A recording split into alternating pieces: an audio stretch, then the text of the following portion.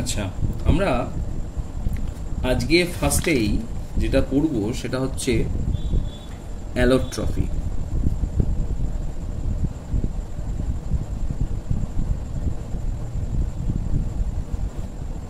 অ্যালোট্রফি তো প্রথমেই আমি বলছি অ্যালোট্রফি বা এর বাংলা কথা হচ্ছে বহুরূপতা।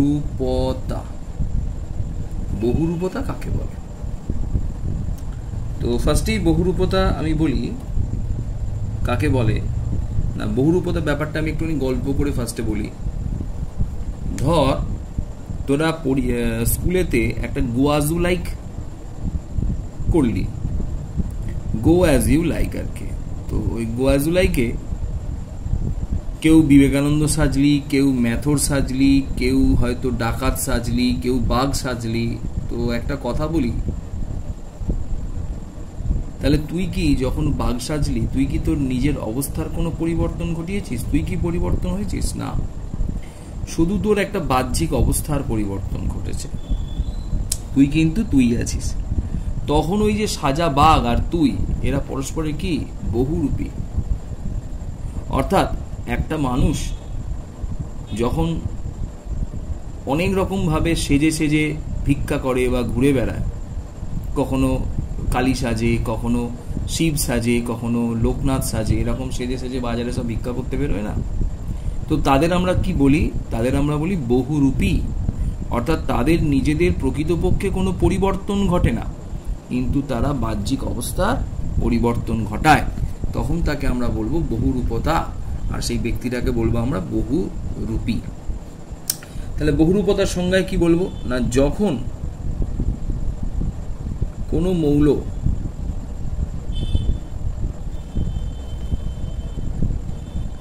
একাধিক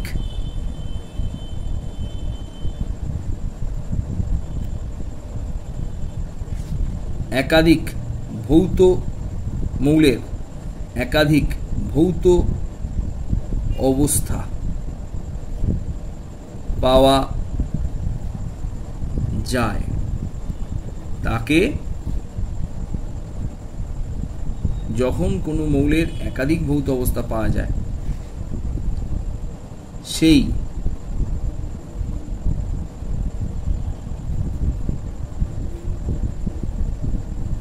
অবস্থাগুলিকে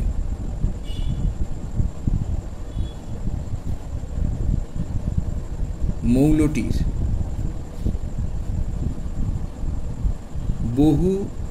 বহুরূপতা বলে। তাহলে ফার্স্টে বহুরূপতা কাকে বলে বুঝলাম না, যখন কোনো মৌলের একাধিক ভৌত অবস্থা পাওয়া যাবে তখন সেই ভৌত অবস্থাগুলিকেই মৌলটির বহুরূপতা বলে। এবং ওই মৌলটিকে কি বলা হয়? টিকে বলা হয় অ্যালোট্রপ, মানে বহুরূপী, বা ইংরেজি নাম কি বললাম? অ্যালোট্রপ, ALLOTROPE, অ্যালোট্রপ বলা হয়। ক্লিয়ার? বোঝাচ্ছি, আমি বোঝাচ্ছি। তো বহুরূপতা প্রধানত আমাদের সিলেবাসে প্রধানত কার দেখা যায়? কার্বনের দেখা যায়। এছাড়াও সালফার, কার কার দেখা যায় বলে দিলাম, পরীক্ষায় প্রশ্ন আসতে পারে। সালফার, ফসফরাস, ফসফরাস, এবং এমনকি অক্সিজেনেরও বহুরূপতা। অক্সিজেন এক প্রকার গ্যাসীয় মৌল, অবশ্যই এক প্রকার গ্যাসীয় মৌল, তারও কিন্তু বহুরূপতা দেখা যায়। এছাড়াও বোরনেরও বহুরূপতা দেখা যায়, বোরন এরও বহুরূপতা দেখা গেছে।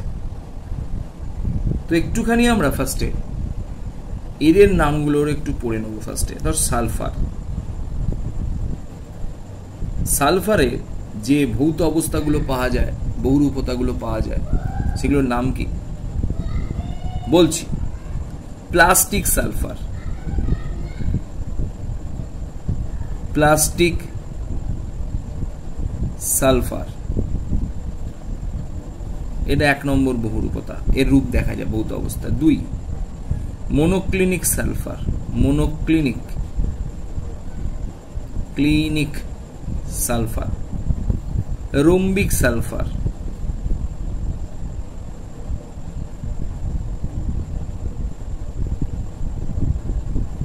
রোম্বিক সালফার। 4 নম্বর দুগ্ধ,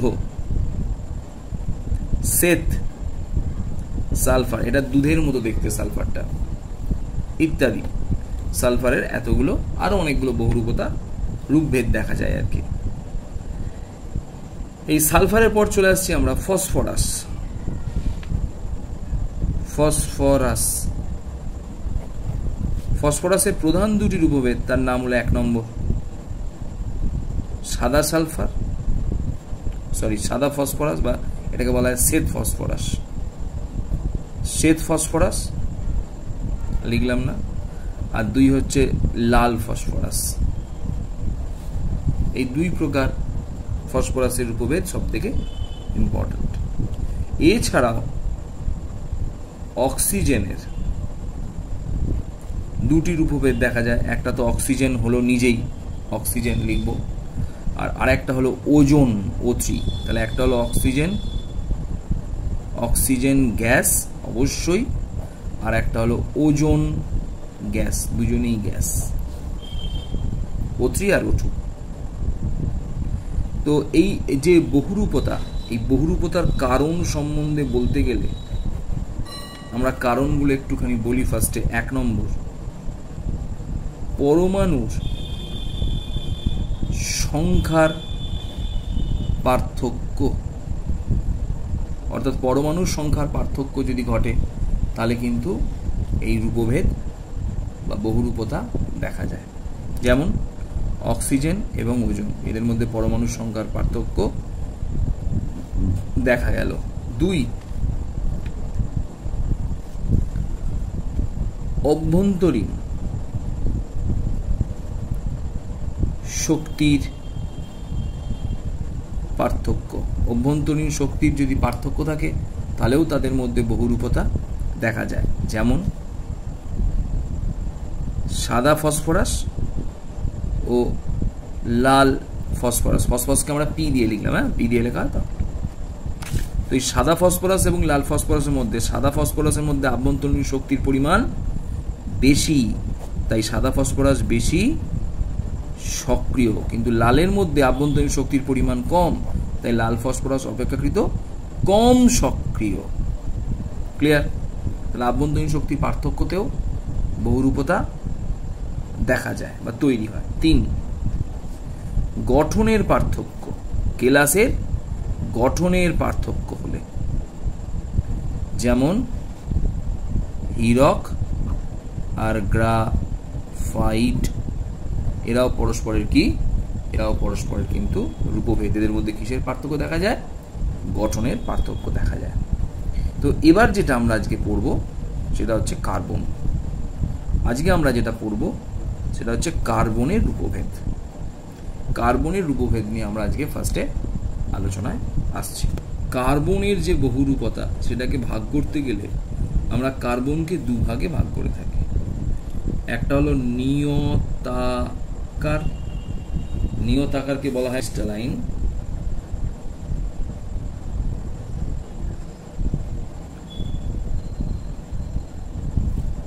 আর আরেকটাকে বলা হয় অনিয়তাকার। অনিয়তাকার, অনিয়তাকারকে বলা হয় অ্যামরফাস।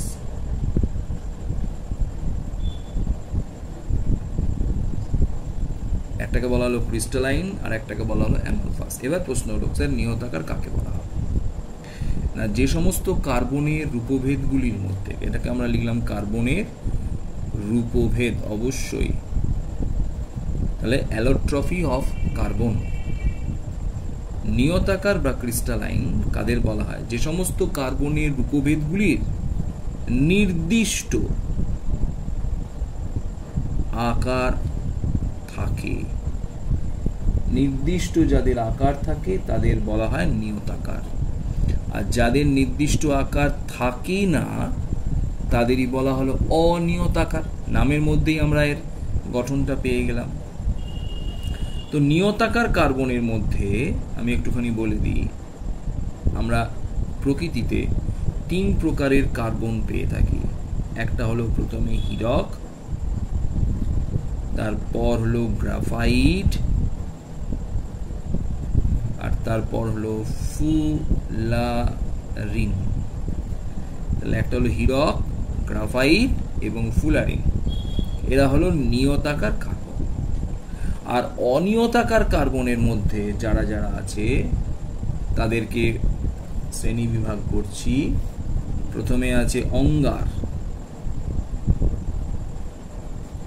তারপরে আছে ভূষাকালী,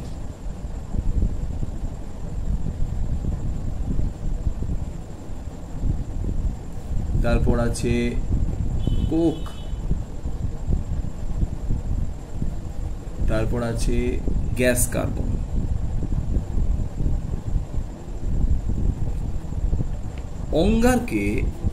অঙ্গারকে আমরা দুভাগে ভাগ করতে পারি। অঙ্গারকে একটাকে বলা হলো উদ্ভিজ্জ অঙ্গার। মানে উদ্ভিজ্জ অঙ্গার কেন বলছি আমি একটু বলে দিচ্ছি একবারেই। না, এই অঙ্গার মানে অ্যাকচুয়াল কয়লা। হ্যাঁ, কয়লাকে অঙ্গার বলা হয়, কয়লা।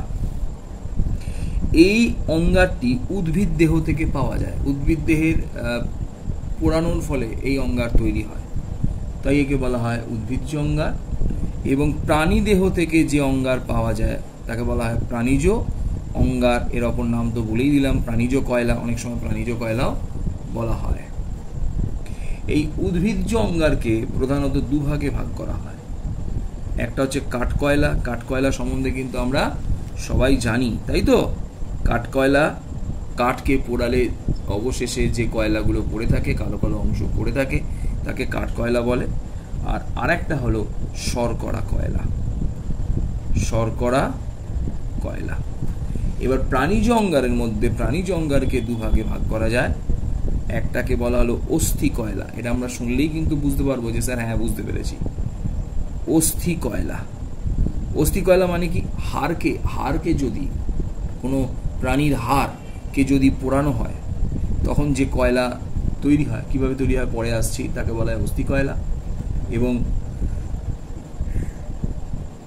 একইভাবে রক্ত কয়লা, রক্তের পোড়ানোর ফলে যে কয়লা তৈরি হয় তাকে বলা হয় রক্ত অঙ্গার বা রক্ত কয়লা। তো আমরা যেটা আজকে ফার্স্টে পড়বো সেটাকে বলা হচ্ছে নিয়তাকার কার্বন, হীরক নিয়ে ফার্স্টে পড়বো। তো হীরক নিয়ে পড়ার আগেই আমরা একটা কথা এখানে বলবো যে কার্বনের আর এক প্রকার বিশেষ ধর্ম দেখা যায়, যে ধর্মকে বলা হয় ক্যাটিনেশন।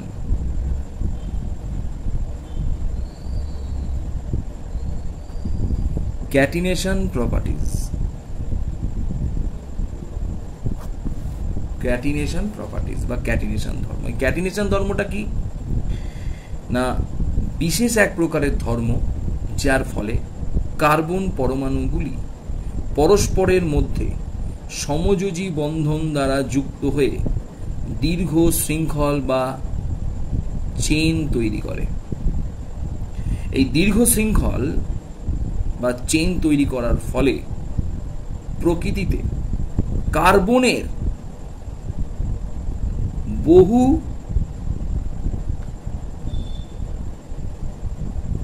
জৈব যৌগ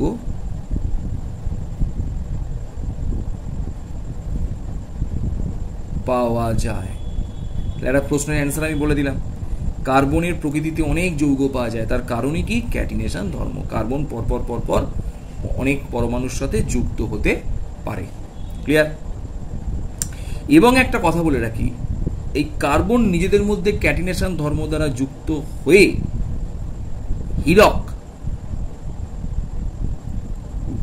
হীরকের যে অণু গঠন করে তাকে বলা হয় বৃহদাকার অণু বা দৈত্যাকার অণু, বা অনেক সময় এটাকে কি বলা হয়? Giant molecule. তাহলে হীরক জাইন্ট মলিকিউল গঠন করে এই ক্যাটিনেশন ধর্মের জন্য। ঠিক আছে, এবার আমরা ফার্স্টেই চলে আসছি হীরকে। গঠন লক্ষ্য করি তাহলে একটা জিনিস আমি নতুন বলবো, এটা এক্ষুনি বোঝাতে আমি পারবো না। হীরকগুলো পরস্পর কিভাবে যুক্ত থাকে একবার আমরা দেখে নিই। একটা কার্বনের সাথে কিভাবে অপর কার্বনগুলো যুক্ত থাকে সেগুলো দেখিয়ে দেওয়া হলো। একটা কার্বনের সাথে অপর 4টে কার্বন এইভাবে যুক্ত থাকে এবং এদের কার্বনগুলো যুক্ত হওয়ার মধ্যবর্তী যে কোণ, এই কোণটা হবে 109 ডিগ্রি 28 মিনিট এবং প্রত্যেকটি হীরকের মধ্যে থাকা দুটি কার্বনের মধ্যবর্তী ডিস্ট্যান্স হবে 1.54 অ্যাংস্ট্রম। এবার একটা প্রশ্ন আসতে পারে, স্যার অ্যাংস্ট্রম কি? অ্যাংস্ট্রম আমরা লাইফ সায়েন্সের বা ফিজিক্যাল সায়েন্সের ফার্স্ট চ্যাপ্টারে পড়া হয়ে গেছে। 1 অ্যাংস্ট্রম সমান 10 টু দি পাওয়ার 1 অ্যাংস্ট্রম সমান 10 টু দি পাওয়ার -10 মিটার। তার মানে একটা জিনিস ক্লিয়ার হয়ে গেল যে অ্যাংস্ট্রম খুব ক্ষুদ্র মানের একটা দৈর্ঘ্য। তাহলে কি দেখা গেল, এইভাবে হীরের মধ্যে কার্বনগুলি একটি কার্বন পরমাণু পার্শ্ববর্তী 4টি কার্বন পরমাণুর সাথে যুক্ত হয়। এবার তো প্রশ্ন আসতেই পারে, তাহলে স্যার এই কার্বন পরমাণুটা 4টে কার্বন পরমাণুর সাথে যুক্ত হবে না? হবে। কিভাবে? দেখ, এই একটা, এখানে একটা কার্বন, এই একটা, এই একটা, আবার এই একটা। এবার প্রশ্ন আসতে পারে যে স্যার এই রকম ভাবে হচ্ছে কেন, এইটাকে ডট ডট ডট ডট করলাম কেন? না, এইটা ভেতর দিকে আছে, অর্থাৎ অর্থাৎ এই রকম ছবিটা, একটা কার্বন, এটা কার্বন, এটা একটা হাত, এটা একটা হাত, এটা একটা হাত, আর এইখান থেকে একটা হাত বেরোবে। তো এইটা এইভাবে দেখানো যায় না। হ্যাঁ, এটাকে আমি অন্য সময় যখন দেখানোর হবে বুঝিয়ে দেবো। তো ঘরের কোণ খানিকটা, এটা চিন্তা করতে পারবি, ঘরের কোণ যেরকম খানিকটা সেরকম, খানিকটা। ঘরের কোণের 3টে পার্ট, এর 4টে পার্ট।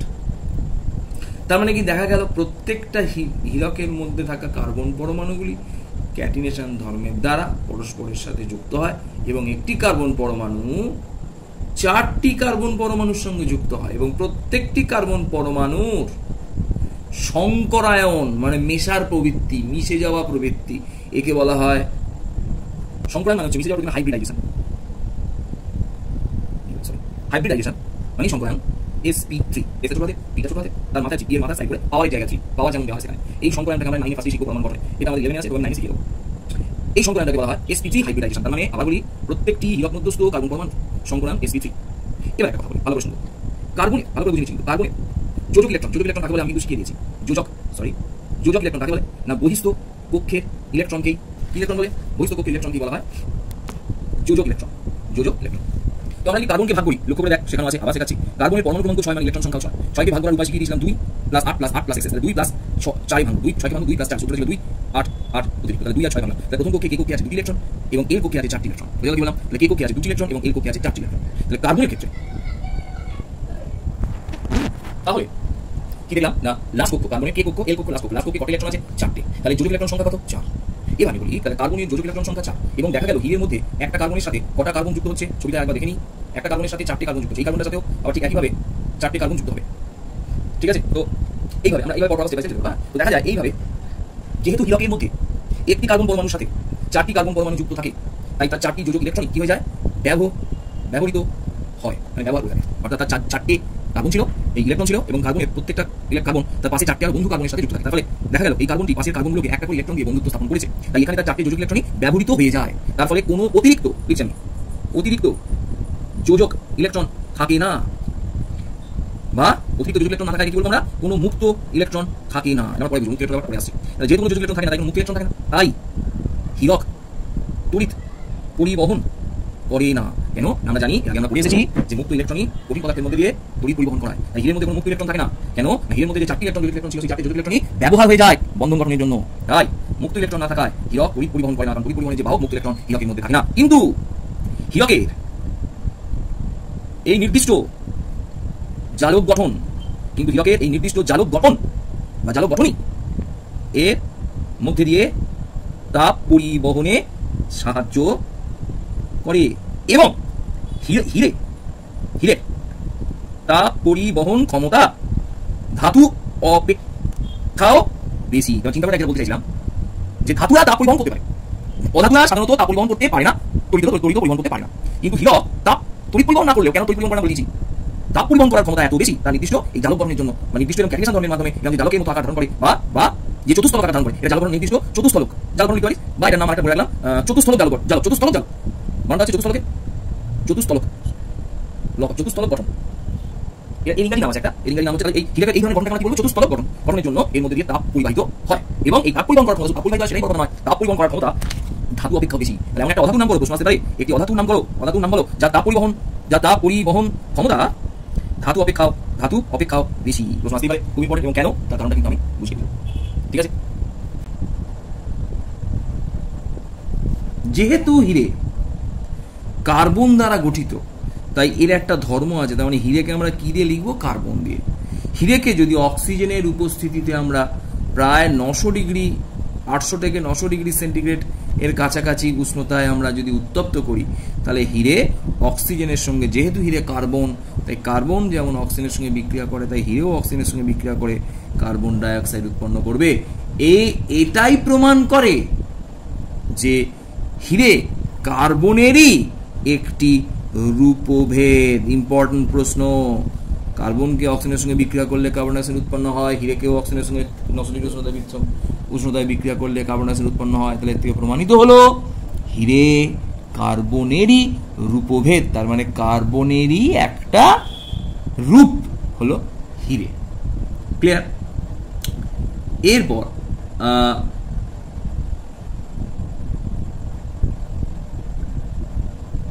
আমরা চলে আসছি হীরের মধ্যে একটু চলে আসি। হীরের এক একটা দুটি কার্বনের মধ্যবর্তী বন্ধন দূরত্ব 1.54 অ্যাংস্ট্রম, এটা খুব কম। তাহলে কার্বনের মধ্যে বন্ধন দূরত্ব 1.45 অ্যাংস্ট্রম হওয়ায় হীরের মধ্যে থাকা কার্বন পরমাণুগুলি ঘন সন্নিবিষ্ট হয়। কি বললাম? কার্বন পরমাণুগুলি ঘন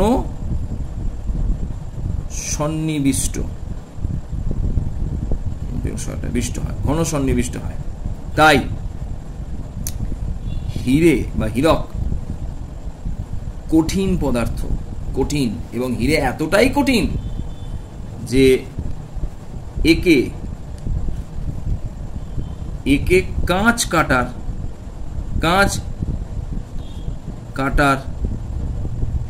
কাজে ব্যবহার করানো হয়। ঠিক আছে, এবং ধাতব পালিশেও একে ব্যবহার করা হয়ে থাকে অনেক সময়। যাই হোক, তো হিরে হলো কঠিন পদার্থ। এবং একটা নোট আজকে বলে রাখি, হিরে তো কঠিন পদার্থ, তো হিরের থেকেও এমন একটা পদার্থের নাম বল যেটা আরো কঠিন, তার নাম হচ্ছে B4C। সংকেতটা লিখে দিলাম, এর নাম হলো বোরন কার্বাইড। এর নাম কি বললাম? বোরন কার্বাইড, যেটা হিরের থেকেও কিন্তু আরো কঠিন পদার্থ। এবার আমরা তাহলে হিরে সম্বন্ধে বুঝে গেলাম। তাহলে হিরের কি কি ধর্ম পেলাম আমি একবার বলে দিতে পারি।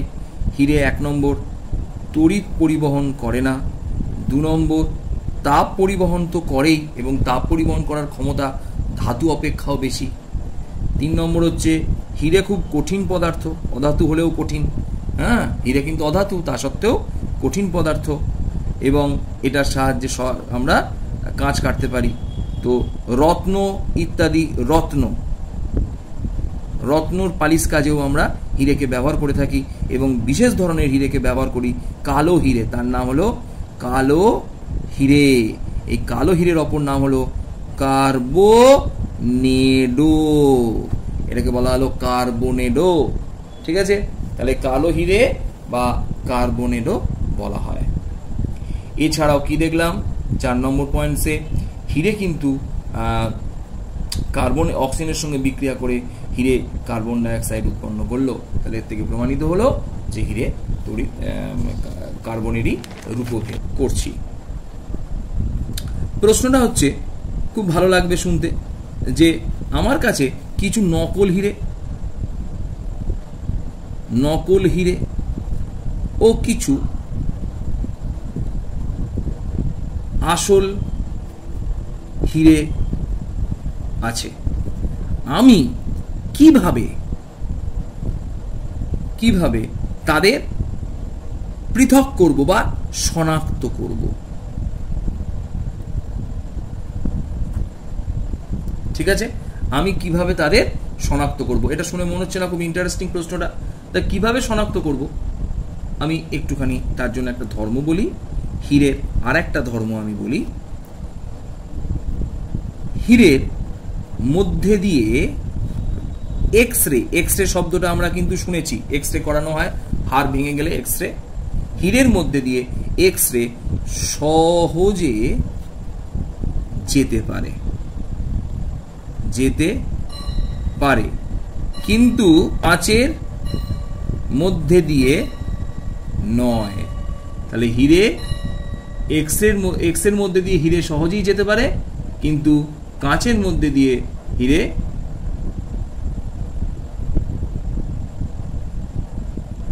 যেতে পারে না। ঠিক আছে, তো তাহলে কি দেখা গেল না, আমি যদি এটা একটা মার্কিং করি, মার্কিং কিরকম ভাবে মার্কিং করি, ধর এটা 1 নাম্বার, এটা 2 নাম্বার, এটা 3 নাম্বার, এটা 4 নাম্বার, এটা 5 নাম্বার, এটা 6 নাম্বার, আমার কাছে 6টা আছে। তার মধ্যে কোনটা নকল কোনটা আসলে আমি জানি না। ক্লিয়ার? তাহলে মার্কিং করলাম 1 2 3 4 5 6। তলা একটা কি রাখা হলো, সেই কালো একটা ফিল্ম রাখা হলো, ওই ফিল্মটাকে বলা হয় ফটোগ্রাফিক ফিল্ম। ফটোগ্রাফিক ফিল্ম রাখা হলো একটা, ঠিক আছে, বা ফটোগ্রাফিক এটাকে বলা হয় অনেক সময় ফটোগ্রাফিক প্লেট। রাখার পর এই দিক থেকে আমি এক্সরে পাঠালাম, প্রত্যেকটার মধ্যে দিয়ে এক্সরে কে পাঠানো হলো। এক্সরে এক প্রকারের কিন্তু আলো, পাঠানো হলো। এবার ফটোগ্রাফিক প্লেটের উপরে যখন ছবিটা উঠবে, তারপর আমরা যখন ছবিটা দেখবো, কিরম ছবিটা দেখবো একবার ভালো করে বুঝে নে। ছবিটা দেখছি, দেখ ফটোগ্রাফিক ফিল্মের ছবিটা, এই ভেতরে ফিল্মটাকে বার করে নিয়ে এলাম, হিরেগুলো যেমন আছে আছে, নাম্বারিংগুলো আছে 1 2 3 4 5 6 নাম্বারিং যা আছে করা আছে। দেখলাম, দেখ লক্ষ্য কর, 1 নম্বরে কোনো ছবি নেই, 3 নম্বরে কোনো ছবি নেই, বাকি 2 4 5 6 ছবি আছে। তাহলে কোনগুলো হিরে কোনগুলো কাঁচ কি করে বুঝবো? না, যারা ফটোগ্রাফিক প্লেটের ওপরে ছবি দিয়েছে তারা সব নকল হিরে, আর যাদের ছবি পাইনি অর্থাৎ 1 নম্বর আর 3 নম্বর এরা প্রকৃতপক্ষে আসল হিরে। তাহলে কি দেখা গেল, হিরে ফটোগ্রাফিক প্লেটের ওপরে যদি এক্সরে পাঠানো হয় তাহলে হিরের কোনো প্রতিচ্ছবি উঠবে না। তাহলে প্রতিচ্ছবি কার পাওয়া যাবে?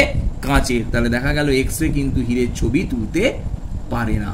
এবং আর একটা কথা, এর সঙ্গে আর একটা ধর্মের নাম 6 নম্বর না 7 নম্বর ধর্ম আমি জানি না, বলে রাখছি, হীরের কিন্তু গলনাঙ্ক খুব উচ্চ। সাধারণত অধাতুর গলনাঙ্ক কম, জেনে রাখ।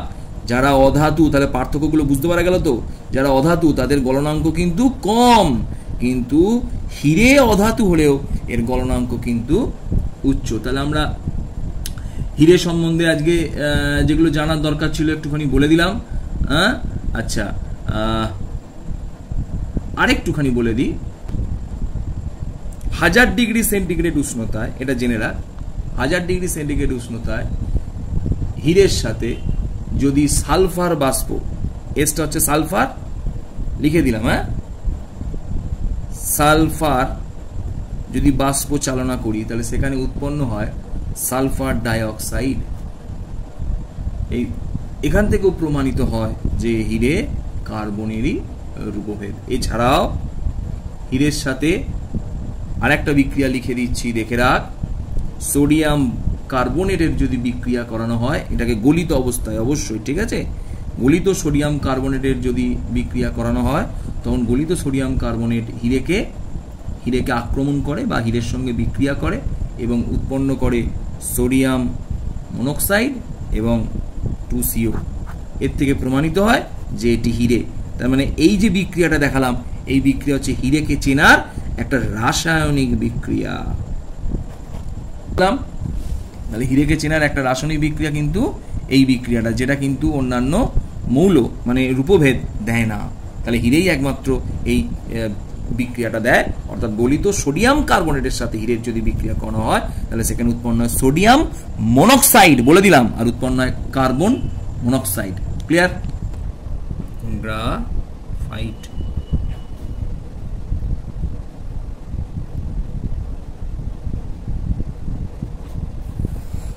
আমরা প্রথম গ্রাফাইট নিয়ে আলোচনা করব। গ্রাফাইট হলো কার্বনের আরেকটি অন্যতম নিয়তাকার রূপভেদ।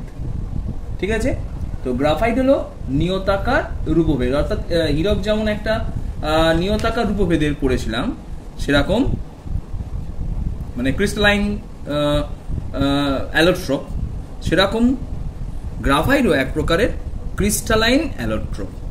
ঠিক আছে, গ্রাফাইটকে তাহলে কি লিখলাম? গ্রাফাইট হলো এক প্রকারের ক্রিস্টালাইন অ্যালোট্রপ। তো গ্রাফাইটের প্রথমে আমি একটুখানি বলে দিই,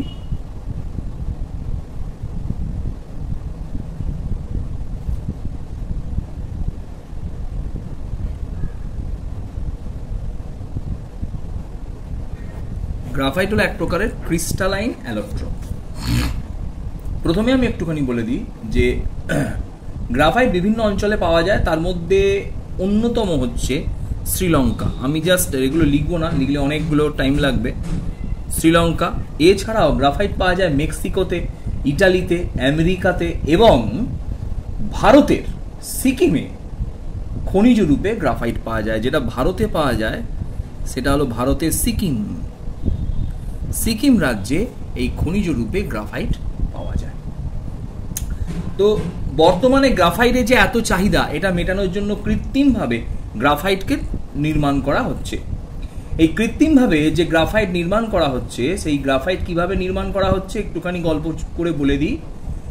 একটা স্থান নেওয়া হয়, যে স্থানটায় অগ্নি বহন করতে পারবে, এইরকম অগ্নিকে বহন করতে পারবে, অগ্নি সহন ক্ষমতা যুক্ত একটা ইটের স্থান, ইট দ্বারা নির্মিত একটা চুল্লি।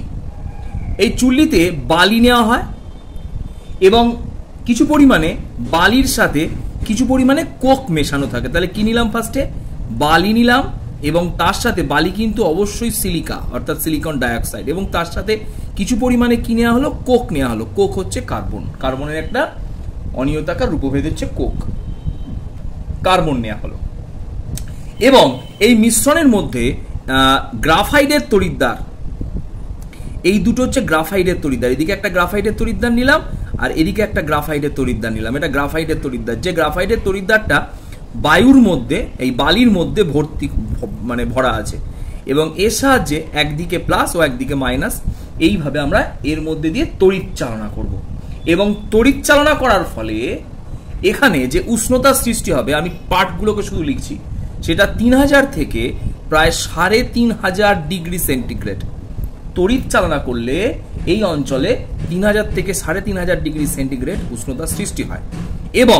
এবং এই অবস্থায় ওই গ্রাফাইট এবং বালি মিশ্রণকে প্রায় 24 থেকে 30 ঘন্টা পর্যন্ত রাখা হয়। এর ফলে দেখা যায় যে প্রথমে এই বালি মানে সিলিকা বা সিলিকন ডাইঅক্সাইড, এটাকে বলা হয় বালি বা সিলিকা, বা এটার নাম হলো সিলিকন ডাইঅক্সাইড। এই সিলিকা প্রথমে কোকের সঙ্গে বিক্রিয়া করে উৎপন্ন করে সিলিকন কার্বাইড, কার্বোর্যান্ডাম। এর অপর নাম কি বললাম? কার্বোর্যান্ডাম বা সিলিকন। এটার নাম হলো সিলিকন কার্বাইড। তো এই সিলিকন কার্বাইড এবং উৎপন্ন হয় কার্বন মনোক্সাইড, সিলিকন কার্বাইড এবং কার্বন মনোক্সাইড। এই উৎপন্ন সিলিকন কার্বাইড অতি উচ্চ উষ্ণতায়, এই সিলিকন কার্বাইড অতি উচ্চ উষ্ণতায় বিয়োজিত হয়ে উৎপন্ন করে সিলিকন নামক ধাতু এবং গ্রাফাইট উৎপন্ন করলো। এই যে কার্বন, এটা হলো বিয়োজিত হয়ে সিলিকনে ভেঙে গেল এবং কার্বনে ভেঙে গেল। এই যে কার্বনটা উৎপন্ন করলো, এটা কি বলা হলো? এটা যে পেলাম, এটা গ্রাফাইট। এবং সিলিকন ওই অতি উচ্চ উষ্ণতায় বাষ্প অবস্থায় থাকে, তাই বাষ্প অবস্থায় থাকার ফলে চুল্লি থেকে সহজে বেরিয়ে চলে যায়। তাহলে পড়ে থাকলো কে? বালির মিশ্রণের মধ্যে গ্রাফাইট। এইভাবে আমরা কৃত্রিমভাবে গ্রাফাইট পেয়ে থাকি। তাহলে বালির সঙ্গে কোক মিশিয়ে উৎপন্ন করলাম ফার্স্টে সিলিকন কার্বাইড। সেই সিলিকন কার্বাইড ওই অতি উচ্চ উষ্ণতায় এই দীর্ঘক্ষণ থাকার ফলে সিলিকন কার্বাইড কি হয়ে যায়? বিয়োজিত হয়ে যায়। বিয়োজিত মানে ভেঙে যায়, ভেঙে গিয়ে উৎপন্ন করে সিলিকন এবং গ্রাফাইট। সিলিকন অত উচ্চ উষ্ণতায় বাষ্পীভূত হয়ে যায় এবং এই চুল্লি থেকে উবে চলে যায়। বাষ্পীভূত হয়ে যায় মানে চুল্লি থেকে এরকম উবে বাইরে বেরিয়ে চলে যায়। এই মিশ্রণে পড়ে থাকে কার্বন, যে কার্বনটাই হলো গ্রাফাইট। এইভাবে আমরা গ্রাফাইট পেয়ে থাকি। তো গ্রাফাইটের কিছু ধর্ম আছে। তো এই ধর্মের মধ্যে গ্রাফাইটের আমরা ফার্স্টে ভৌত ধর্ম নিয়ে আলোচনা করছি। গ্রাফাইট একটা উজ্জ্বল ধূসর বর্ণের কিন্তু অস্বচ্ছ পিচ্ছিল কেলাসাকার পদার্থ। তাহলে ফার্স্ট কি হলো? উজ্জ্বল ধূসর বর্ণের, উজ্জ্বল ধূসর বর্ণের বা গাঢ় ধূসর বর্ণের, গাঢ় ধূসর বর্ণের, অস্বচ্ছ, নরম, এতগুলো পয়েন্টস বলছি কিন্তু, এবং পিচ্ছিল, এটা সবচেয়ে স্টার পয়েন্ট, পিচ্ছিল পদার্থ, পিচ্ছিল পদার্থ, সরি পিচ্ছিল পদার্থ। কেন পিচ্ছিল? এছাড়াও 2 নম্বরে আসছি, ইহার ঘনত্ব হীরক অপেক্ষা হালকা। এরা হচ্ছে হীরকের থেকেও হালকা। এবং 3 নম্বর স্টার পয়েন্টসে আসছি, স্টার, এরা তাপ ও তড়িতের সুপরিবাহী। তাহলে কথাটা কি হলো? গ্রাফাইট হীরক ছিল শুধু তাপের সুপরিবাহী, আর গ্রাফাইট হলো তাপের তো সুপরিবাহী বটেই, তার সাথে সাথে তড়িতের সুপরিবাহী। তাহলে একটা অধাতুর নাম করো যা তড়িতের সুপরিবাহী, সেটা হলো গ্রাফাইট। ইম্পর্টেন্ট, প্রচন্ড ইম্পর্টেন্ট। এবারের প্রশ্ন হচ্ছে যে কেন এই হীরক পিচ্ছিল, হালকা এবং তড়িতের সুপরিবাহী? কেন? প্রশ্ন দিলাম, অ্যান্সার দেওয়ার চেষ্টা কর। কেন গ্রাফাইট পিচ্ছিল, হালকা ও তড়িতের সুপরিবাহী? এর অ্যান্সারটা আমাকে দিতে হবে। কি বললাম, বোঝা গেল? ফার্স্ট এই প্রশ্নের অ্যান্সারটা দিই যে হীরকের তো গঠন আমরা দেখেছিলাম, আমরা গ্রাফাইটের গঠনটা দেখাচ্ছি।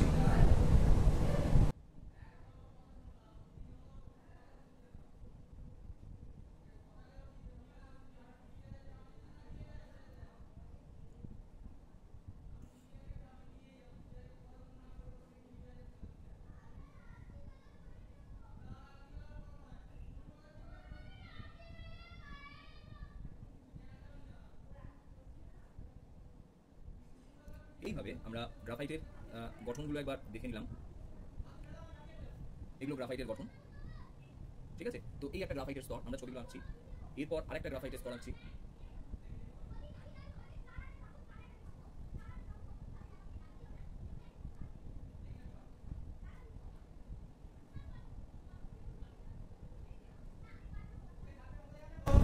এইভাবে গ্রাফাইটের স্তরগুলিকে যদি আমরা পরপর লক্ষ্য করি তাহলে দেখব এই গোল গোল যেগুলো এঁকেছি, এই গোল গোলগুলো ভর্তি করে দেখাচ্ছি।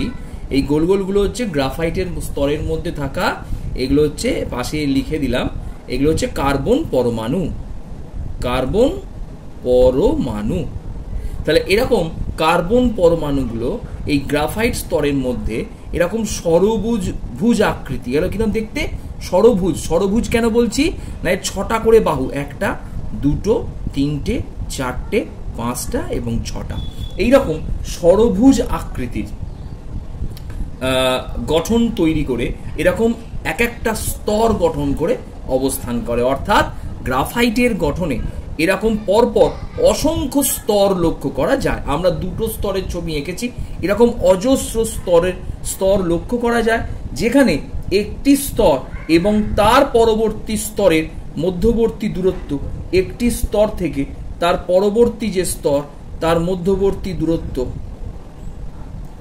স্তর থেকে তার পরবর্তী স্তরের মধ্যবর্তী দূরত্ব, অর্থাৎ এটি এর লাস্ট স্তরের লাস্ট কার্বন আর এটা হচ্ছে এই স্তরের লাস্ট কার্বন, এর মধ্যবর্তী অর্থাৎ দুটি স্তরের মধ্যবর্তী দূরত্ব হচ্ছে 3.34 বা 35 অ্যাংস্ট্রম। 4ও হতে পারে, এটা 5ও লিখতে পারিস। তো দেখা গেল, এবং লক্ষ্য রাখবি একটি কার্বন থেকে আরেকটি কার্বনের মধ্যবর্তী দূরত্ব কিন্তু অপেক্ষাকৃত কম, সেটা হচ্ছে 1.42 অ্যাংস্ট্রম। কিন্তু গ্রাফাইটের যদি আমরা সমগ্র গঠন লক্ষ্য করি তাহলে দেখব গ্রাফাইটের প্রত্যেক দুটি স্তরের মধ্যবর্তী দূরত্ব কিন্তু 3.35 অ্যাংস্ট্রম, যেটি অনেক বড়। যার জন্য এই গ্রাফাইটের মধ্যে এই স্তরগুলি একজনের সঙ্গে একজনের অনেকটা ফাঁকা দূরত্ব মেনটেন করে, অর্থাৎ অনেকটা ফাঁকা। তাই একটা স্তর তার পরবর্তী স্তরে পরবর্তী স্তরের মধ্যে এই দূরত্ব বাড়ার জন্য আকর্ষণ বল কম হয়ে যায়। এটা কিন্তু বোঝা দরকার, এটা বুঝতে হবে কিন্তু। তাহলে একটি স্তর আরেকটি স্তরের সাথে দূরত্ব বাড়ে বলে এই স্তর দুটির মধ্যে আকর্ষণ বল খুব কমে যায়। তাই সহজেই একটি স্তর আরেকটি স্তরের ওপর এরম ভাবে পিছলে যায়। একটা স্তর আর একটা স্তর, একটা স্তর আর একটা স্তরের ওপর কি হয়, এরম ভাবে পিছলে যায়।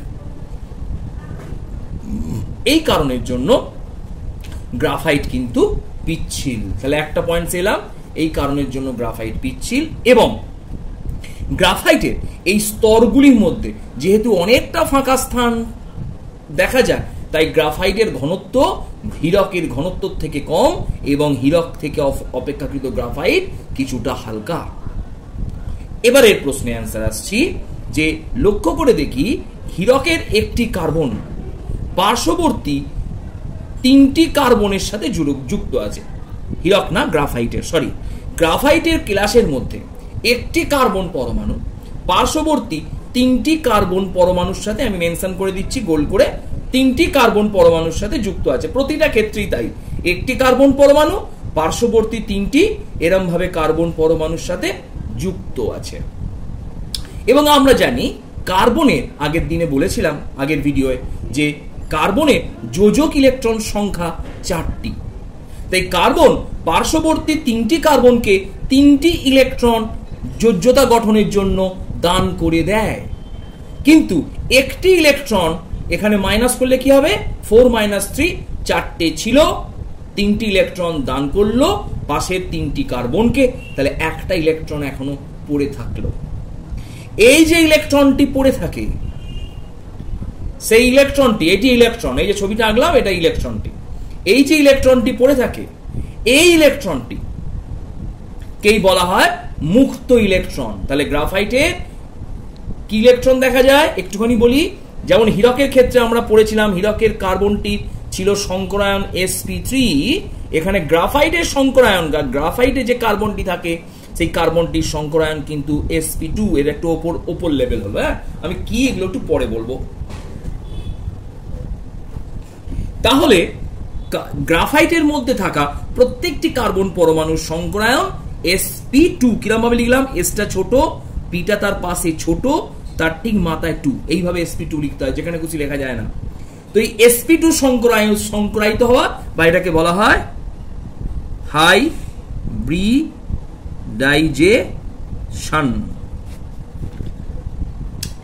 sp2 হাইব্রিডাইজেশন ঘটে এবং প্রত্যেকটি কার্বন পরমাণুর একটি করে ইলেকট্রন এক্সট্রা পড়ে থাকে। এই এক্সট্রা ইলেকট্রনটিকেই বলা হয় ওই কার্বন পরমাণুর মুক্ত ইলেকট্রন বা ফ্রি ইলেকট্রন। মুক্ত ইলেকট্রন বা ফ্রি ইলেকট্রন, এই ফ্রি ইলেকট্রনই বা ইলেকট্রনটাই হীরকের, এই গ্রাফাইটের মধ্যে তড়িৎ পরিবহন করে। কিন্তু প্রশ্ন আসতে পারে হীরক কেন করে না? না, হীরকের ক্ষেত্রে কার্বন একটা কার্বন 4টে কার্বনের সঙ্গে যুক্ত ছিল, এটা আমরা দেখিয়েছিলাম। এবং তাই দেখা যায় এই হীরকের মধ্যস্থ কার্বনের 4টি যোজক ইলেকট্রনই 4টি কার্বনকে বন্ধন গঠনে ব্যবহার করে ফেলার জন্য কার্বনের মধ্যে কোনো মুক্ত ইলেকট্রন ছিল না। তাই হীরক তড়িৎ পরিবহন করছিল না, কিন্তু গ্রাফাইটের মধ্যে থাকা এই কার্বন পরমাণুতে একটি করে মুক্ত ইলেকট্রন থাকায় ওই মুক্ত ইলেকট্রন তড়িৎ পরিবহন করে। তো এই তড়িৎ পরিবহন করার কারণ কিন্তু এই প্রত্যেকটি কার্বনের sp2 সংকরায়ন। এই sp2 সংকরায়ন থেকে আমরা বলতে পারি প্রত্যেকটি কার্বনে একটি করে মুক্ত ইলেকট্রন থাকে। মুক্ত ইলেকট্রন নিশ্চয়ই ব্যাপারটা বুঝতে পেরেছিস, অর্থাৎ এই ইলেকট্রনটা কারোর সঙ্গে যুক্ত হওয়ার জন্য ব্যবহার করেনি। ইলেকট্রন থাকলেই তবে একটা পরমাণু আর একটা পরমাণুর সঙ্গে যুক্ত হতে পারে, এটা কিন্তু আমরা আগে জেনেছি। কিন্তু এখানে দেখা গেল একটি কার্বন পরমাণু যেহেতু তিনটি কার্বন পরমাণুর সঙ্গে যুক্ত হয়, তাই তিনটি ইলেকট্রন ব্যবহার করেছে, একটি ইলেকট্রন তখনও তার এক্সেস পড়েছিল। সেই ইলেকট্রনটার জন্যই এই গ্রাফাইটের মধ্যে তড়িৎ পরিবাহিত হয়। ঠিক আছে, রাসায়নিক ধর্ম একটুখানি গ্রাফাইটের আমি বলে দিই। হীরক অপেক্ষা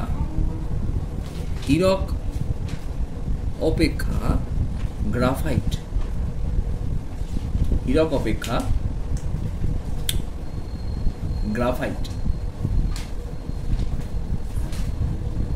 বেশি, হীরক অপেক্ষা গ্রাফাইট বেশি সক্রিয়।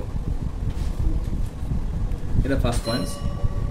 এর পরের কথা হচ্ছে যে ঠিক একইভাবে আমরা যেমন হীরককে উত্তপ্ত করেছিলাম, সেরকম গ্রাফাইটকেও, হীরককে 800 ডিগ্রিতে উত্তপ্ত করেছিলাম, গ্রাফাইটকে তার থেকে একটু কম উষ্ণতায় 700 ডিগ্রিতে উত্তপ্ত করলে, অক্সিজেনের উপস্থিতিতে যদি গ্রাফাইটকে উত্তপ্ত করা হয়, তাহলে গ্রাফাইটও কিন্তু কার্বন ডাইঅক্সাইড উৎপন্ন করবে। এবং বিক্রিয়াটা হলো কার্বন প্লাস অক্সিজেন, অ্যারো দিলাম, গ্রাফাইট মানেই তো কার্বন সমান কার্বন ডাইঅক্সাইড। তার মানে এখান থেকে আমরা কিন্তু একটা কোশ্চেন এবং অ্যান্সার পেতে পারি যে প্রমাণ করো হীরক এবং গ্রাফাইট, প্রমাণ করো হীরক ও গ্রাফাইট দুজনেই কার্বনের অ্যালোট্রপ।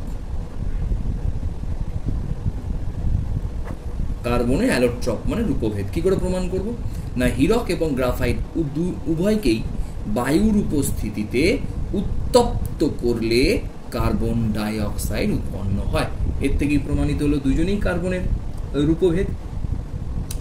এরপর আমি হীরকের কিছু শনাক্তকরণ বিক্রিয়া, মানে স্পেশালি কিছু শনাক্তকরণ একটুখানি বলে দিই।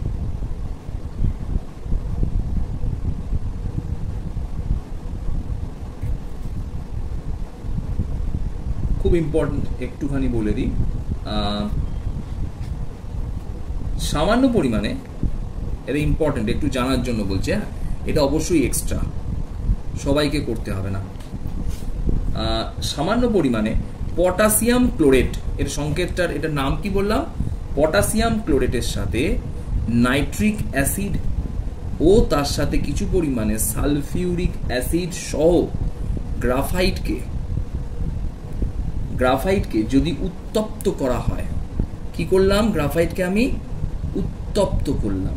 উত্তপ্ত করলে সবুজাভ হলুদ বর্ণের H4O5, এটা কিরকম দেখতে?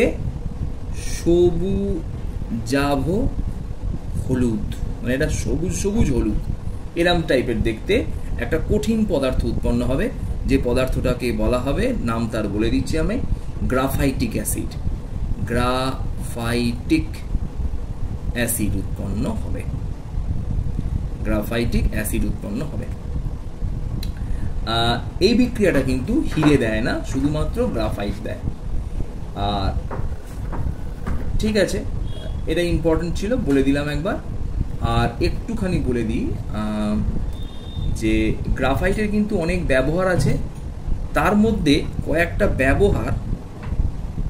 ব্যবহার আমি বলে দিচ্ছি। যেমন হীরের ক্ষেত্রে ব্যবহার বলেছিলাম, কালো হীরেকে বলা হয় কার্বোনেডো, তাই তো? কালো হীরেকে কার্বোনেডো বলা হয়, যা কাঁচ কাটার ক্ষেত্রে, ধাতু পালিশের ক্ষেত্রে ব্যবহার করা হয়। সেরকম গ্রাফাইটেরও কিছু ব্যবহার আছে, ব্যবহারগুলো আমি একটুখানি বলে দিচ্ছি। 1 নাম্বার, গ্রাফাইটের মিশ্রণকে তেল বা জলের সঙ্গে মিশিয়ে দিলে পিচ্ছিল কারক পিচ্ছিল কারক রূপে ব্যবহার করা হয়ে থাকে। লুব্রিকেটিং এটাকে বলা হয়।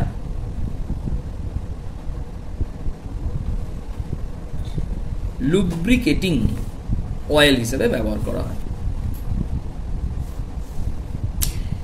এছাড়াও 2 নম্বরে চলে এলাম। এছাড়াও উচ্চ তাপ সহ মুচি প্রস্তুত করতে। মুচি মানে যেখানে একটা স্থান, মুচি মানে একটা পাত্র, যে পাত্রটা উচ্চ তাপ সহন করতে পারে সেরকম পাত্রকে বলা হয় মুচি। এই মুচিটা তৈরি করতে গেলে সেখানে গ্রাফাইট ব্যবহার করা হয়ে থাকে। 3 নম্বর হচ্ছে পারমাণবিক চুল্লি মডারেটর রূপে। Moderator, moderator DERATOR, moderator. Moderator জিনিসটা কি আমি একটুখানি হালকা টাচ আপ করছি। মডারেটর মানে গতি নিয়ন্ত্রক। গতি নিয়ন্ত্রক অর্থাৎ যে গতিকে কমাতে পারে তাকে বলা হয় গতি নিয়ন্ত্রক বা মডারেটর। তাহলে কি বললাম? পারমাণবিক চুল্লির কি চুল্লি? পারমাণবিক চুল্লি মডারেটর রূপে কাজ করে এবং নিউট্রনের গতি নিয়ন্ত্রণ করে। কাজটা লিখিয়ে দিলাম। আর 4 নম্বর হচ্ছে, এটা আমরা সবাই জানি, পেন্সিলের সিস। পেন্সিলের সিস তৈরি কিন্তু গ্রাফাইট দিয়ে। পেন্সিলের সিস তৈরি হচ্ছে গ্রাফাইট দিয়ে। এটা আমাদের প্রচুর ব্যবহার হয়ে থাকে পেন্সিলের সিস। এবার আমরা চলে আসছি ফুলারিন। এবার আমরা চলে আসছি ফুলারিনে। ফুলারিন, তো ফুলারিন আর এক প্রকারের crystalline allotrope. Crystalline allotrope, fullerene আর এক প্রকারের ক্রিস্টালাইন অ্যালোট্রপ। তো এটি একটুখানি একটা ভালো এনবি টার্মস দিয়ে বলে রাখি, নোটেতে নেই। এটি কার্বনের সব থেকে বিশুদ্ধ তম রূপভেদ। এটি কার্বনের সর্বাপেক্ষা বিশুদ্ধতম রূপভেদ, ঠিক আছে? এবং এর মধ্যে পরমাণুগুলো, কার্বন পরমাণু এর মধ্যে কিভাবে অবস্থান করে আমি আসছি। কার্বন পরমাণু গুচ্ছাকারে থাকে। গুচ্ছাকার ইংরেজি হচ্ছে ক্লাস্টার। ক্লাস্টার অবস্থায় থাকে বা গুচ্ছাকারে থাকে, ঠিক আছে? তো এই ফুলারিনের অপর নাম বাকমিনস্টার ফুলারিন বলা হয়। এই ফুলারিনকে অপর নাম দেওয়া হয়েছে, তার নাম হলো বাকমিনস্টার ফুলারিন। অর্থাৎ বিজ্ঞানী আমেরিকায় একটা বিশেষ বিখ্যাত স্থাপত্য আছে ডোম। এটা তো বলেই আগে আলোচনা হয়েছে। ডোমেতে একটা ডোমের ডিজাইনার, ডোম যে স্থাপত্যটা তার ডিজাইনার বিজ্ঞানী বাকমিনস্টার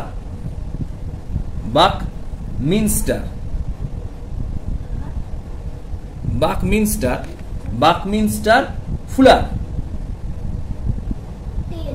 এই বাকমিনস্টার ফুলারের নাম অনুসারে এই ফুলারিনের অপর নাম বাকমিনস্টার ফুলারিনও বলা হয়, ঠিক আছে? এবার এই ফুলারিনে কতকগুলি কার্বন থাকে তার উপর ভিত্তি করে ফুলারিনের অনেকগুলি প্রকার ভেদ আছে। কার্বন সংখ্যা, ফুলারিনের এই কার্বন সংখ্যা হতে পারে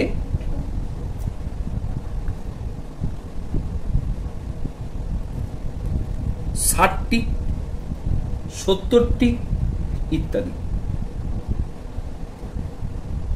তো এই ফুলারিনের মধ্যে একটুখানি বলে দিই, ফুলারিনের প্রকারভেদ করা যায়।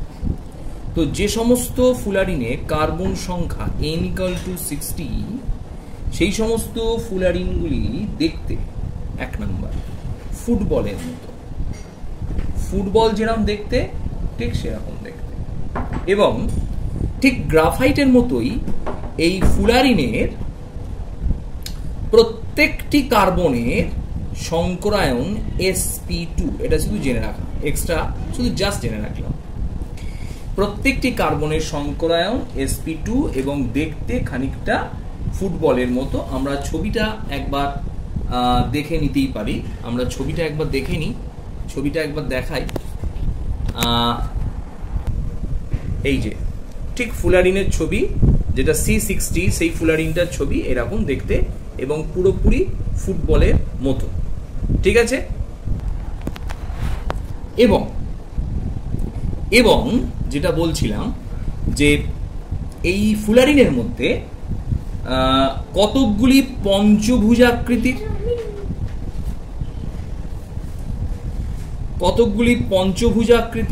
1 2 3 4 5 এবং কতকগুলি ষড়ভুজ আকৃতির তল দেখতে পাওয়া যায়। তাহলে কতকগুলি তল পঞ্চভুজ আকৃতির মানে 5টা বাহু, আর কতকগুলি তল ষড়ভুজ আকৃতির মানে 6টা বাহু দ্বারা বা তল দ্বারা এই ফুলারিনগুলি গঠিত। এবং এই C60-তে পঞ্চভুজের সংখ্যা 12টি, পঞ্চভুজ থাকে C60-তে 12টি এবং ষড়ভুজ আকৃতি তল থাকে 20টি। এটাই হলো C60 ফুলারিনের গঠন। এবার চলে আসছি C70 অর্থাৎ n=7। যদি ফুলারিনে কার্বনের সংখ্যা 70টি হয় তখন সেই ফুলারিনটি দেখতে খানিকটা রাগবি বলের মতো। এটা যেমন খানিকটা ফুটবলের মতো দেখলাম, এই বলটি দেখতে খানিকটা রাগবি বল, এই টাইপের দেখতে, এটা রাগবি বলের মতো দেখতে। এবং এতে পঞ্চভুজের সংখ্যা কিন্তু একইভাবে 12টি, কিন্তু ষড়ভুজের সংখ্যা, ষড়ভুজ তলের সংখ্যা 25টি। এর ছিল 20টি, এর হলো 25টি। এই এদের গঠনে এটাই তফাৎ। এবং কি করে এই তৈরি করব, ফুলারিন প্রস্তুতি একটুখানি বলে দিই। ফুলারিন কৃত্রিমভাবে কিভাবে প্রস্তুত করা যায়। হিলিয়াম গ্যাসের পরিবেশে, হিলিয়াম যে গ্যাস আছে এটা কি গ্যাস? এক ধরনের নিষ্ক্রিয় গ্যাস। এই হিলিয়াম গ্যাসের পরিবেশে খুব কম চাপে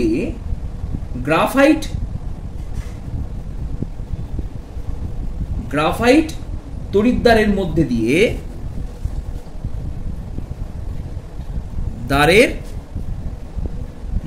দিয়ে লেজার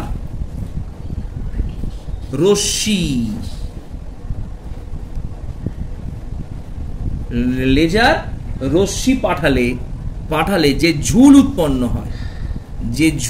উৎপন্ন হয় তাতেই ফুলারিন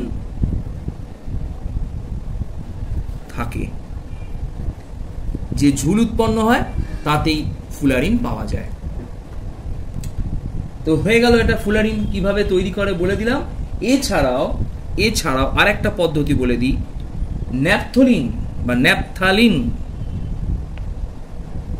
ন্যাপথালিনের বাষ্পকে বায়ুর অনুপস্থিতিতে, কার অনুপস্থিতিতে? বায়ুর অনুপস্থিতি, বায়ু থাকা চলবে না, এই অবস্থায় আর্গন গ্যাসের মধ্যে দিয়ে, আর্গন আরেক প্রকারের, আর্গনকে এয়ার দিয়ে লেখা হয়, নিষ্ক্রিয় গ্যাসের মধ্যে দিয়ে 100 ডিগ্রি সেন্টিগ্রেড তাপমাত্রায় উত্তপ্ত করলে C60 এবং C70 এই দুই প্রকার ফুলারিনই উৎপন্ন হয়। এছাড়াও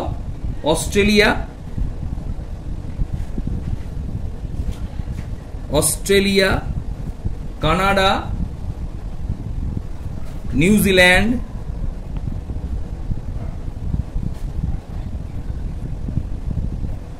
ইত্যাদি দেশে প্রাকৃতিকভাবে এই ফুলারিন পাওয়া যায়।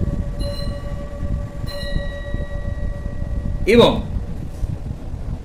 ফুলারিনের ধর্ম বলতে গেলে একটুখানি যেটা বলতে হয় সেটা হচ্ছে ফুলারিন উচ্চ গলনাঙ্ক বিশিষ্ট পদার্থ বা মৌল। প্রকৃতিতে, আচ্ছা, যেহেতু এরা সমযোজী প্রকৃতির, তাই এরা জৈব। 1 নম্বর হলো, 2 নম্বর হচ্ছে জৈব, 2 নম্বর লিখছি জৈব দ্রাবক, মানে অ্যালকোহল এক প্রকার জৈব দ্রাবক, ইথার এক প্রকার জৈব দ্রাবক। জৈব দ্রাবক অ্যালকোহল লিখে দিলাম, অ্যালকোহল, ইথার, এই জৈব দ্রাবকে দ্রবীভূত হয়। 3 নম্বর পয়েন্টস প্রচন্ড ইম্পর্টেন্ট। C60 দেখতে গাঢ় লাল বর্ণের, C60 কে দেখতে গাঢ় লাল বর্ণের, আর C70 কে দেখতে অনুজ্জ্বল লাল বর্ণের। তাহলে C60 গাঢ় লাল এবং C70 হলো অনুজ্জ্বল লাল। আর একটা লাস্ট পার্ট, এবং সেটা স্টার, ভালো করে ঝাঁক, ওখানে কেউ পয়েন্টস, যে এই ফুলারিন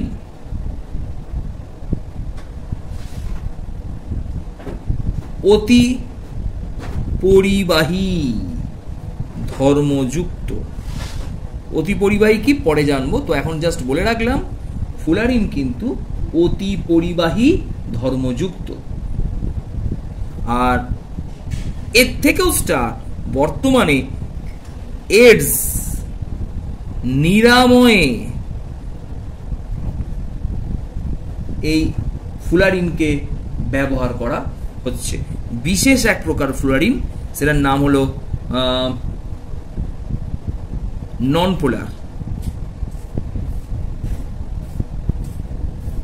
পোলার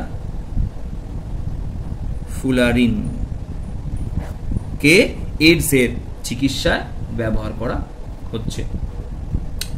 ঠিক আছে, ব্যাস, তাহলে মোটামুটি অ্যামরফাস কার্বন নিয়ে আজকে আমরা আলোচনা করছি। তো ফার্স্টেই বলি যে অ্যামরফাস কার্বনের মধ্যে আমরা যে ছকগুলো পড়েছিলাম, তার মধ্যে সব থেকে ইম্পর্টেন্ট আমরা কয়েকটা নিয়ে আলোচনা করব। শর্করা, কয়লা বা অঙ্গার বা চারকোল। ফার্স্টে আমরা পড়ছি, হেডিংয়ে চলে গেলাম। ফার্স্ট প্রথমে আমরা চলে আসছি অঙ্গারের আন্ডারে উদ্ভিজ্জ অঙ্গার। অঙ্গার, আমরা উদ্ভিজ্জ অঙ্গার এর আন্ডারে দুটো পার্ট পড়েছিলাম, বা উদ্ভিজ্জ অঙ্গার 2 প্রকার। প্রথমে আছে উদ্ভিজ্জ অঙ্গারের অন্তর্গত হচ্ছে কাঠকয়লা, আর তারপর আছে শর্করা কয়লা। প্রথমে হলো আমরা লিখলাম শর্করা কয়লা, আর তারপর পেলাম কাঠকয়লা। তো আমরা ফার্স্টে আজকে শর্করা কয়লা নিয়ে আলোচনা করছি।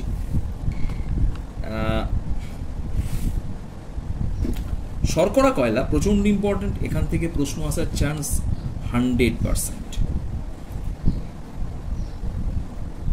শর্করা কয়লা কিভাবে তৈরি করা হয় একটুখানি বলে দিই।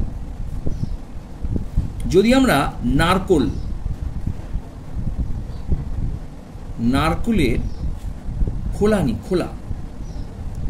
নারকোলের খোলাকে নিয়ে বায়ুর অবর্তমানে, নারকোলের খোলাকে নিয়ে আমরা যদি বায়ুর অবর্তমানে অন্তর্ধূম পাতন করি,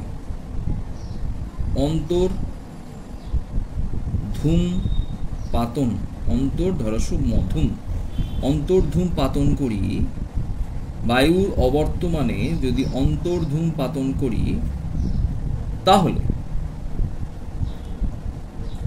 যে কালো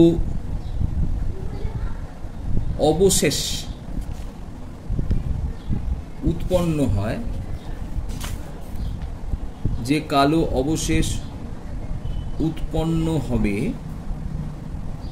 তাকেই শর্করা কয়লা বলা হবে। খুব ইম্পর্টেন্ট এই শর্করা কয়লা, প্রচন্ড ইম্পর্টেন্ট। তার কারণ হচ্ছে, বা আর কিভাবে করা যায় না, চিনিতে গাঢ় সালফিউরিক অ্যাসিড H2SO4, এটা হচ্ছে সালফিউরিক অ্যাসিডের সংকেত, গাঢ় সালফিউরিক অ্যাসিড যোগ করলে এই সালফিউরিক অ্যাসিড চিনির মধ্যস্থ জলীয় অংশকে অপসারিত করে। অপসারিত করে দেয় মানে বার করে দেয়, অপসারিত করে এবং পড়ে থাকে যে কার্বন তাকেই বলা হয় শর্করা কয়লা। কিরকম ভাবে বিক্রিয়াটা আমরা একটু দেখে নিই। এটা হচ্ছে চিনির সংকেত C12H22O11। এখান থেকে আমরা যদি এতে গাঢ় সালফিউরিক অ্যাসিড দিই H2SO4, এটা গাঢ় সালফিউরিক অ্যাসিড দিই, সেখান থেকে 9 অণু জল বেরিয়ে যাবে, 11 অণু জল বেরিয়ে যাবে। কত অণু জল বেরোবে? 11 অণু জল বেরিয়ে যাবে। 11 অণু মানে এইটা জলের সংকেত H2O, তাহলে 11 অণু বেরিয়ে গেলে H2O11 বেরিয়ে যাবে। তাহলে এটা যদি বেরিয়ে যায়, পড়ে থাকে কি? 12 কার্বন। এই কার্বনটাই অবশেষ রূপে পড়ে থাকবে, একেই বলা হবে শর্করা কয়লা। তাহলে শর্করা কয়লা প্রস্তুতির দুরকম পদ্ধতি কিন্তু আমরা আলোচনা করে দিলাম। এবার আজকে যেটা আসছি, এই শর্করা কয়লার কিছু বৈশিষ্ট্য আছে। প্রথম কথা হচ্ছে কিছু ধর্ম আছে, প্রচন্ড ইম্পর্টেন্ট, এই ধর্মগুলো আলোচনা করা দরকার। প্রথমেই বলি, এই শর্করা কয়লার বর্ণ তো কালো অবশ্যই, এবং এই কয়লার গায়ে অসংখ্য ছিদ্র বর্তমান। গায়ে কি থাকে? ছিদ্র থাকে।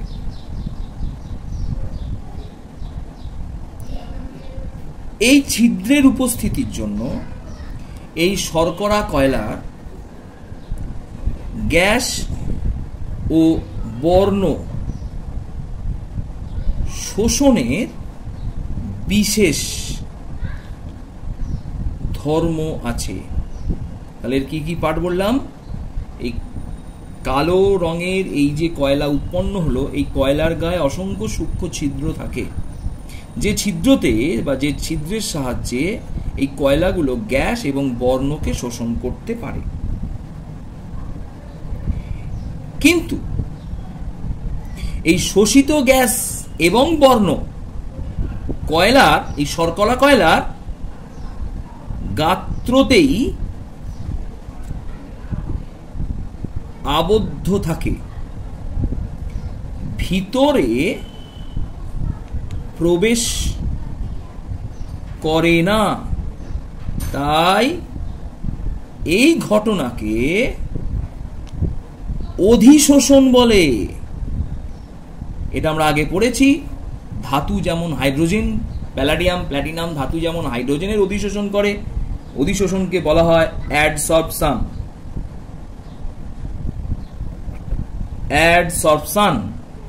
অ্যাবসরপশন মানে শোষণ, আর অ্যাডসরপশন মানে হলো অধিশোষণ। এই ধর্মকেই অধিশোষণ বলে। এবং ঠিক একইভাবে তাপ প্রয়োগ করলে, তাপ দিলে উক্ত গ্যাস শর্করা কয়লা থেকে, তাপ দিলে ওই গ্যাস কি হয়? শর্করা কয়লা থেকে নির্গত হয়ে বাইরে চলে আসে বা বাইরে বেরিয়ে আসে। ঠিক একই রকম হাইড্রোজেনের মতো একই কেস। এবং ওই গ্যাস সাধারণ গ্যাস অপেক্ষা কিন্তু অধিক সক্রিয়। ঠিক একইভাবে যেমন আলোচনা করেছিলাম, একই কথা, একই ঘটনা। তো একটুখানি বলে দিই,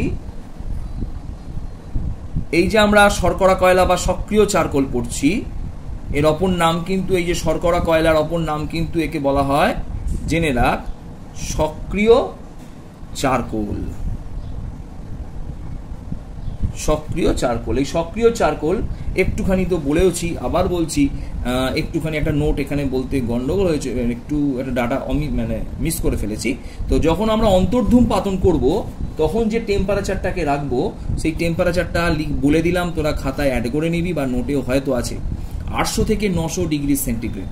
তাহলে বায়ুর অবর্তমানে অন্তর্ধূম পাতন করলে কত উষ্ণতায় অন্তর্ধূম পাতন করলে 800 থেকে 900 ডিগ্রি সেন্টিগ্রেড উষ্ণতায় অন্তর্ধূম পাতন করলে যে কালো অবশেষ পড়ে থাকে তাকে বলা হলো শর্করা কয়লা।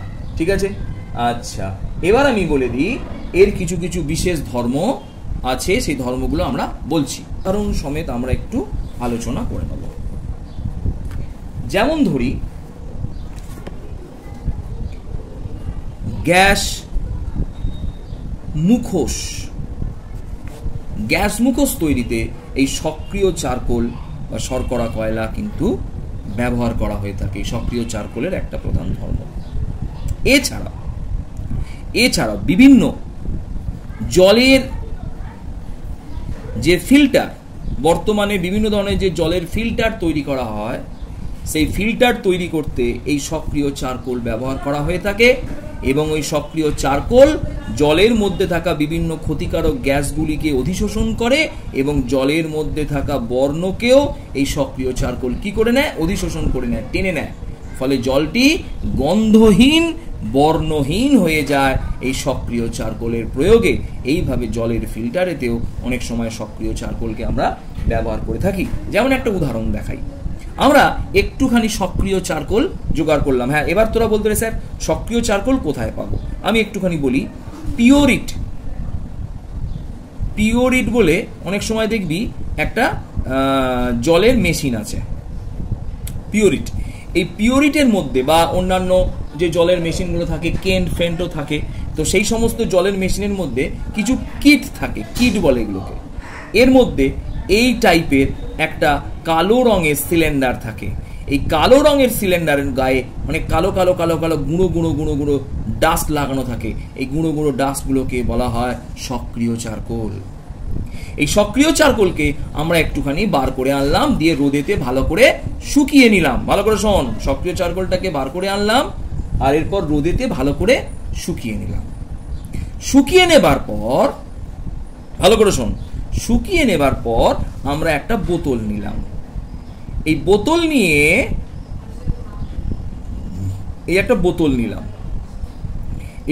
নিয়ে বোতলের মুখটাকে খুলে তাতে কিছু পরিমাণে রঙিন জল যোগ করে দিলাম।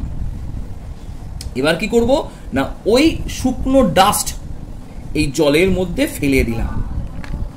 ফেলে দেওয়ার পর আমরা এই ডাস্টটাকে জলের মধ্যে ফেলে দেওয়ার পর এই বোতলের মুখটাকে আস্তে আস্তে ছিপি দিয়ে আটকে দিলাম।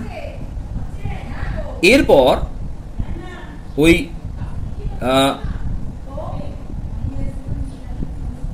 মুখটাকে ভালো করে বন্ধ করে এবার ওই সক্রিয় চারকোলটা দেবার পরেই যদি আমরা ওই জল সমেত এই বোতলটাকে ভালো করে ঝাঁকিয়ে নিয়ে কিছুক্ষণ রাখার পর আমরা দেখব এইখানে যে রঙিন জলটা ছিল বা লাল জলটা ছিল সেই জলটা আস্তে আস্তে কি হয়ে যাবে, বর্ণহীন হয়ে যাবে। যেন মনে হলো এটা একটা ম্যাজিকের মতো কাজ করলো। বোঝা গেল কি বললাম? তাহলে ঠিক এইভাবেই আমরা সক্রিয় চারকোলের ব্যবহার করতে পারবো। এবং আমরা দেখব গ্যাস মুখোশ মানে খনিতে নামার সময় খনিতে যে বিষাক্ত গ্যাসগুলো থাকে, আমরা মুখোশের মধ্যে এই সক্রিয় চারকোলকে রেখে তার মধ্যে দিয়ে যদি ঘ্রাণ নিই, তাহলে বাইরে থাকা বিষাক্ত পদার্থগুলো এই মুখোশের মধ্যে থাকা সক্রিয় চারকোল, এটা বাইরের দিক, বিষাক্ত পদার্থগুলো সক্রিয় চারকোলের মধ্যে দিয়ে প্রবেশ করার সময় সেগুলো শোষিত হয়ে যাবে এবং মুখের ভেতরে থাকা যে আমাদের নাকের মধ্যে দিয়ে যে বায়ুটা ঢুকবে সেটা বিশুদ্ধ বায়ু ঢুকবে। এইভাবে কিন্তু আমরা সক্রিয় চারকোলের ক্ষেত্রে কি করি না, গ্যাস মুখোশ তৈরিও করতে পারি। ঠিক আছে, আমরা প্রাণীজ অঙ্গারে ঢুকে গেছি। প্রাণীজ অঙ্গার, আচ্ছা কাঠকয়লা কাকে বলে আমরা অবশ্যই জানবো। কাঠকয়লা কিন্তু আমরা সবাই দেখেছি। কাঠে করে কাঠ দিয়ে রান্না করার সময় যে রান্না করার অবশেষে যে পোড়া কাঠ পড়ে থাকে, সেই কাঠগুলো যখন খুব হালকা হয়ে যায়, সেগুলো যখন সম্পূর্ণরূপে দহন হয়ে যায়, তখন পড়ে থাকা কয়লাটিকে, কালো মতো অংশটিকেই আমরা কাঠকয়লা বলে থাকি। এরপর আমরা চলে আসছি প্রাণীজ অঙ্গারে। প্রাণীজ অঙ্গার আমরা একটুখানি প্রাণীজ অঙ্গার সম্পর্কে বলে দিই যে প্রাণীজ অঙ্গার রক্ত কয়লা এবং অস্থি কয়লা, রক্ত কয়লা ও অস্থি কয়লা, রক্ত কয়লা এবং অস্থি কয়লা, এই দুই প্রকার কয়লা দিয়ে প্রাণীজ অঙ্গার গঠিত হয়েছে। তো এই প্রাণীজ অঙ্গার রক্ত কয়লা এবং অস্থি কয়লা দিয়ে গঠিত। এবং আমরা রক্ত কয়লা কি করে পাবো না, একটুখানি জেনে রাখা দরকার, রক্তকে যদি অন্তর্ধূম পাতন করা হয়, অন্তর্ধূম পাতন এই শব্দের অর্থ হলো বায়ুর অবর্তমানে বদ্ধ পাত্রে রেখে উত্তপ্ত করাকেই বলা হয় অন্তর্ধূম পাতন। এর ফলে যে যে অঙ্গার বা অঙ্গারের সৃষ্টি হয়, যে অঙ্গার বা কয়লার সৃষ্টি হয় তাকেই বলা হয় রক্ত কয়লা। যেহেতু এটা রক্ত থেকে পাওয়া গেল তাই একে রক্ত কয়লা বা রক্ত অঙ্গার বলা হয়। এবার অস্থি কয়লা, আমরা চলে আসছি অস্থি কয়লা। অস্থি কয়লায় চলে এলাম। অস্থি কয়লা কি করে করা হয় না, মৃত জীবজন্তুর হাড়, সেখান থেকে হাড়ের গায়ে অনেক চর্বি থাকে এবং কিছু হরহরে পদার্থ থাকে যাকে বলা হয় জিলেটিন। এই হাড় থেকে জিলেটিন এবং চর্বিকে অপসারিত করার পর সেই হাড়কে চূর্ণ করে আয়রন লোহার বকযন্ত্র, হ্যাঁ এবার প্রশ্ন হচ্ছে বকযন্ত্র কিরকম দেখতে না, বকযন্ত্র এই রকম টাইপের দেখতে।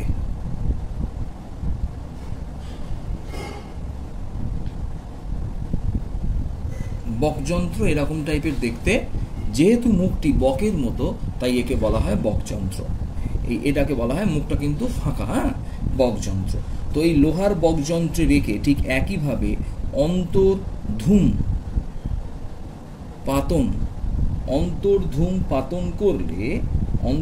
পাতন করলে যে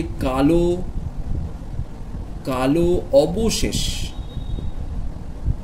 অবশেষ পড়ে থাকে তাকে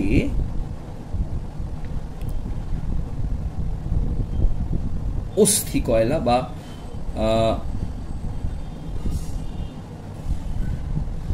অস্থি অঙ্গার বলে। ঠিক আছে, এবার একটুখানি বলে দিই, এই অস্থি কয়লাকে জেনে রাখা ভালো, হাইড্রোক্লোরিক অ্যাসিড, এই অস্থি কয়লাকে হাইড্রোক্লোরিক অ্যাসিড মানে HCl দ্বারা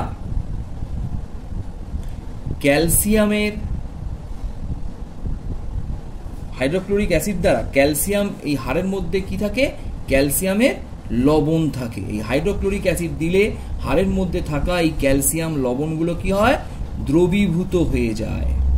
দ্রবীভূত হয়ে যাবার পর অদ্রাব্য যে কার্বন অবশিষ্ট থাকে তাকে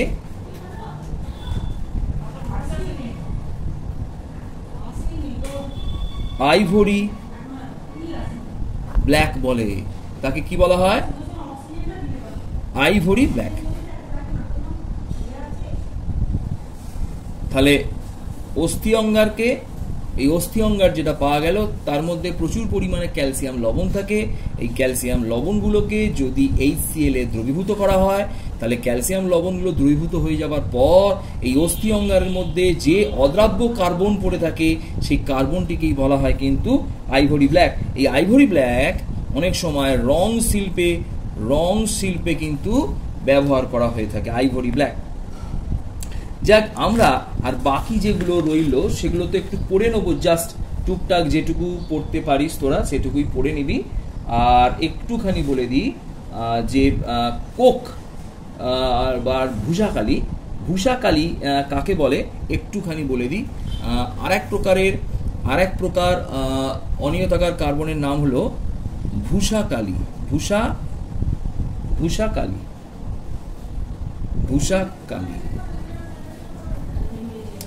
ভূষাকালির অপর নাম কিন্তু অনেক সময় একে বলা হয় ঝুল, এটা জেনে রাখ। তাহলে আমরা কত রকমের অনিয়তাকার কার্বন পেলাম? একটা পড়লাম অঙ্গার, এটা পড়লাম 2 নম্বর। অঙ্গারকে দুভাগে ভাগ করেছিলাম, উদ্ভিজ্জ অঙ্গার, প্রাণীজ অঙ্গার। আর এবার আমরা 2 নম্বরে চলে এলাম ভূষাকালি বা ঝুল। ভূষাকালি বা ঝুল কি করে তৈরি করা হয়? না, কার্বন সমৃদ্ধ কিছু যৌগ, কার্বন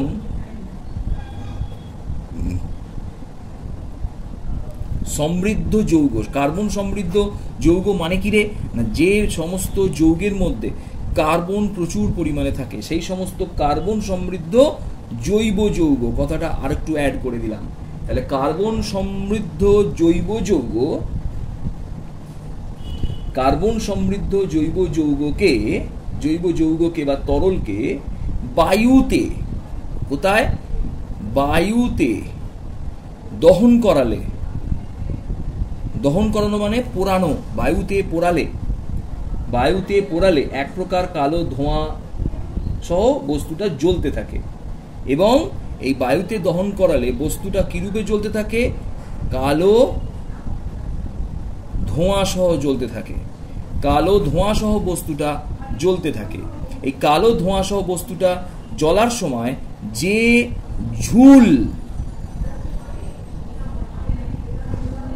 তৈরি হয় তাকে, যে ঝুল তৈরি হয় তাকে বলা হয় ভূষাকালি।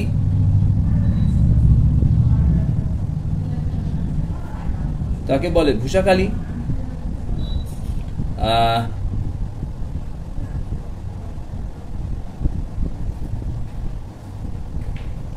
এবং এটা লক্ষ্য করলে দেখব এই কার্বন সমৃদ্ধ যৌগগুলোর মধ্যে সব থেকে যেগুলো আমাদের হাতের কাছে পাওয়া যায় তার নাম কয়েকটা বলে দিলাম।